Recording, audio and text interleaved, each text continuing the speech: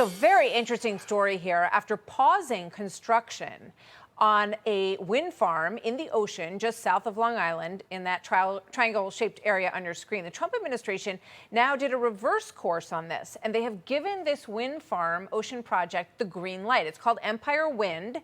It is set to cover 80,000 acres of ocean with more than 100 wind turbines that stand about 900 feet tall. But now we're seeing studies that show that the wind turbine fields pose a threat to aviation safety, interfering with traffic control. With that, we bring in Energy Secretary Chris Wright. Secretary, good to have you with us. We just have a few minutes here, and I want to thank you for being here, but I want to get right to it. So why would the Trump administration decide that they want to allow this, especially given these new studies that show that that the vicinity of this Empire Wind covers pretty much the entire area of JFK traffic control? I think that's a question for Sean Duffy, the transportation secretary, much more than me. Look, the global record of offshore wind has been a train wreck. It's just meant very expensive electricity and intermittent electricity. It's driven prices up.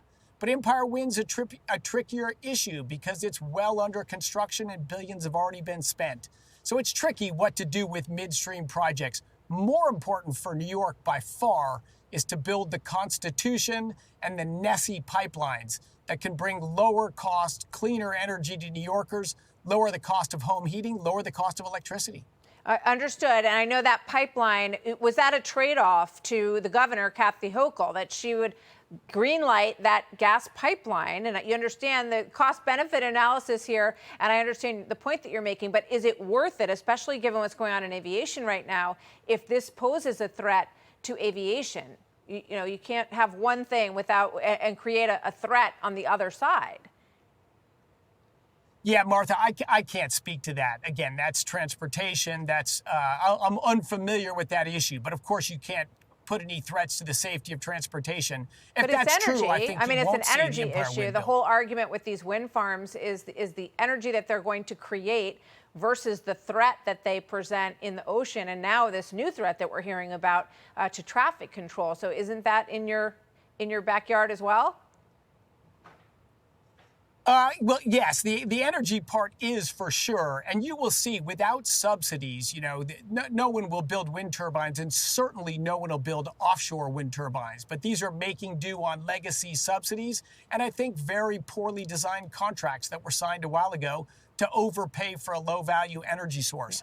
But that's in the past. That's in the history. And I can't speak on the future of that wind farm. But there's two pipelines in New York, both Constitution and NESE.